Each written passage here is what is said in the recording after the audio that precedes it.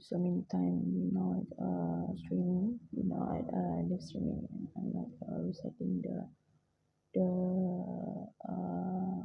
Bible verse also, because here in the local society we have celebrating the Eid festival also, and the others festival. So I think we need to respect also to others festival and the religion also, right? Okay, so pada hari ini Injil akan memberitakan tentang pasal keluaran yang ke-34, iaitu pasal keluaran yang 34, iaitu dua loh batu yang baru, iaitu berfirmanlah Tuhan kepada Musa, pahatlah dua loh batu sama dengan yang mula-mula, maka aku akan menulis pada loh itu segala firman yang ada pada loh yang mula-mula yang telah kau pecahkan. Bersiaplah menjelang pagi dan naiklah pada waktu pagi ke atas gunung Sinai, berdirilah di sana menghadap aku di puncak gunung itu. Tetapi janganlah ada seorang pun yang naik bersama-sama dengan engkau, dan juga seorang pun tidak boleh kelihatan di seluruh gunung itu, bahkan kambing domba dan lembu sapi pun tidak boleh makan rumput di sekitar gunung itu. Lalu Musa memahat dua loh batu sama dengan yang mula-mula, bangunlah ia pagi-pagi dan naiklah ia ke atas gunung Sinai seperti yang diperintahkan Tuhan kepadanya, dan membawa kedua loh batu itu di tangannya. Turunlah Tuhan dalam awan, lalu berdirilah di sana dekat Musa serta menyerukan nama Tuhan. Berjalanlah Tuhan lewat dari depannya dan berseru, Tuhan, Tuhan, Tuhan, Allah penyayang yang pengasih, panjang sabar dan berlimpahlah kasihnya dan setianya, yang meneguhkan kasih setianya kepada beribu-ribu orang, yang mengampuni kesalahan dan pelanggaran dan dosa, tetapi tidaklah sesekali membebaskan orang yang bersalah dari hukuman, yang membalas kesalahan bapa kepada anak-anaknya dan cucu-cucunya, kepada keturunan yang ketiga dan keempat. Segeralah Musa berlutut ke tanah lalu sujud menyembah serta berkata, jika aku telah mendapat kasih karunia di hadapanmu, ya Tuhan, berjalanlah kiranya Tuhan di tengah-tengah kami, sekalipun bangsa ini suatu bangsa yang tegar tengkuk, tetapi ampunilah kesalahan dan dosa kami, ambillah kami menjadi milikmu. Firman-Nya, sungguh aku mengadakan satu perjanjian di depan seluruh bangsa-Mu ini, akan kulakukan perbuatan-perbuatan yang ajaib seperti yang belum pernah dijadikan di seluruh bumi di antara segala bangsa. Seluruh bangsa yang di tengah-tengahnya engkau diam akan melihat perbuatan Tuhan, sebab apa yang aku lakukan dengan engkau sesungguhnya dahsyat. Tapi engkau berpeganglah pada yang kuperintahkan kepadamu pada hari ini. Lihat, aku akan menghalau dari depanmu orang Amori, orang Kanaan, orang Het, orang Feris, orang Hewi dan orang Yebus. Berawas-awaslah, janganlah kau adakan perjanjian dengan penduduk negeri yang kau datangkan itu, supaya jangan mereka menjadi jerat bagimu di tengah-tengahmu. Sebaliknya mezbah-mezbah mereka haruslah kamu rubuhkan, tugu-tugu berhala mereka kamu remukkan, dan tiang-tiang berhala mereka kamu tebang. Sebab janganlah engkau sujud menyembah kepada Allah lain, kepada Tuhan yang namanya cemburuan, adalah Allah yang cemburu. Janganlah engkau sampai mengadakan perjanjian dengan penduduk negeri itu, apabila mereka berzina dengan mengikuti Allah mereka dan mempersembahkan korban kepada Allah mereka, maka mereka akan mengundang engkau dan engkau akan ikut makan korban sembelihan mereka. Apabila engkau mengambil anak-anak perempuan mereka menjadi isteri anak-anakmu, dan anak-anak perempuan itu akan berzina dengan mengikuti Allah mereka, maka mereka akan membujuk juga anak-anak lakimu untuk berzina dan mengikuti Allah mereka. Janganlah kau buat bagimu Allah tuangan.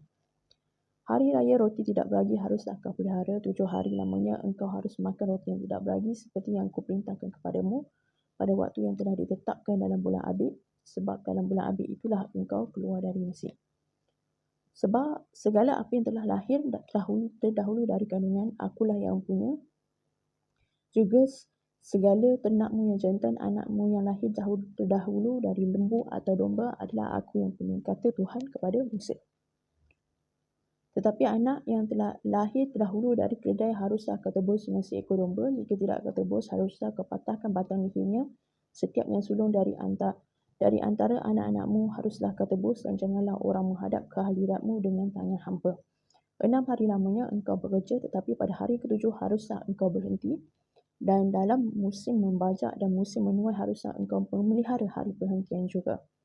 Pada pasal yang ke-22, hari raya ketujuh minggu, yakni hari raya buah bungaran dan penuaian gandum haruslah kau rayakan. Juga hari raya pengumpulan hasil pada penggantian tahun. 3 kali setahun segala orangmu yang laki-laki harus menghadap ke hadirat Tuhanmu, Tuhan Allah Israel.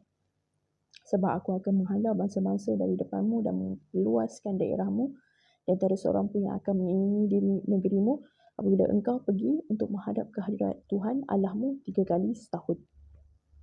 Janganlah darah korban sembelihan yang kepadaku kau persembahkan beserta sesuatu yang beragi, dan janganlah ada dari korban sembahan pada hari raya Paskah bermalam sampai pagi. Yang terbaik dari buah bungaran hasil tanahmu haruslah kau bawa ke dalam rumah Tuhan Allahmu. Janganlah engkau masak anak kambing dalam susu induknya. Berfirmanlah Tuhan kepada Musa, tuliskanlah segala firman ini, sebab berdasarkan firman ini telah kuadakan perjanjian dengan engkau dan dengan Israel. Dan Musa ada di sana bersama-sama dengan Tuhan 40 hari 40 malam. Namanya tidak makan roti dan tidak minum air. Dan ia menuliskan pada loh itu segala perkataan perjanjian, yakni ke-10 firman. Ketika Musa turun dari Gunung Sinai, kedua loh hukum Allah ada di tangan Musa. Ketika ia turun dari gunung itu, tidaklah ia tahu bahawa kulit mukanya bercahaya kerana ia telah berbicara dengan Tuhan. Ketika Harun dan segala orang Israel melihat Musa tampak kulit mukanya bercahaya, maka takutlah mereka mendekati dia. Tapi Musa memanggil mereka, maka Harun dan segala pemimpin jemaah itu berbalik kepadanya dan Musa berbicara kepadanya.